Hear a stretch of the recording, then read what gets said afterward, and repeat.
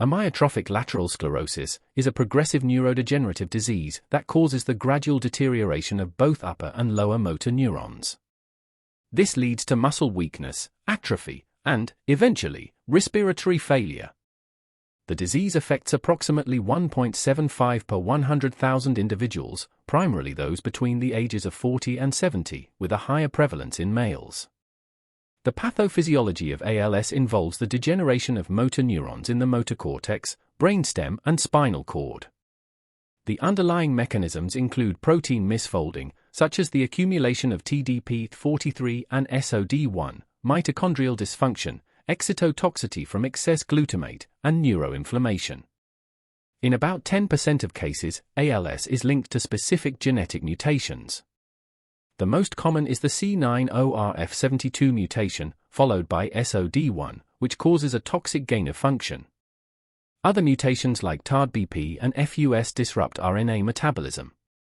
The remaining 90% of ALS cases are sporadic, though there may still be a genetic predisposition combined with environmental triggers.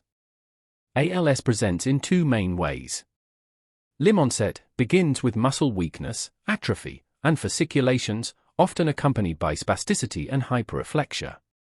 In bulbar onset ALS, patients struggle with speech and swallowing, dysphagia. Non-motor symptoms are also common, including cognitive dysfunction, especially in the form of frontotemporal dementia, FTD, and respiratory insufficiency, becoming more pronounced as the disease progresses. Diagnosis is primarily based on clinical criteria. Electrodiagnostic tests, including EMG and nerve conduction studies.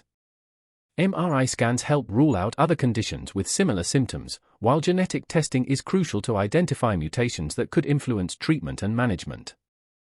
Environmental factors play a significant role in sporadic ALS.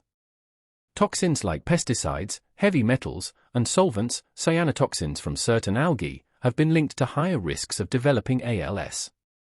Lifestyle factors, intense physical exertion, and military service also appear to increase susceptibility. There are a few approved drugs to slow ALS progression. Riluzole works by inhibiting glutamate release, edravone acts as an antioxidant, and sodium phenylbutyrate taurosodiol helps support mitochondrial function. Some medicinal plants also show promising results, including over-the-counter supplements like methylcobalamin and NR. While these offer strong potential, research is ongoing before they become part of standard treatment. Please subscribe to support content created by scientists, and thank you for watching.